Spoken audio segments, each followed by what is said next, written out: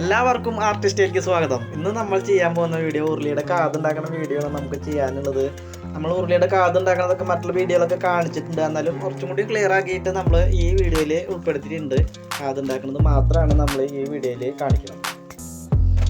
ആദ്യം തന്നെ ഉരുളിയുടെ സെൻറ്റർ വരയ്ക്കുക. വരച്ചതിന് ശേഷം അവിടുന്ന് 11 ഇഞ്ച് ഇപ്പുറത്തേക്കും 15 ഇഞ്ച് അപ്പുറത്തേക്കും വരയ്ക്കുക. നമ്മുടെ ഉരുളിയുടെ കാതിൻ്റെ വലിപ്പം നമ്മൾ കണക്കാക്കിക്കുന്നത് 22 ഇഞ്ചാണ്. അങ്ങനെ കണക്കാക്കുന്നത് 11 22 അങ്ങനെയാണ് കണക്കാക്കിയിരിക്കുന്നത്.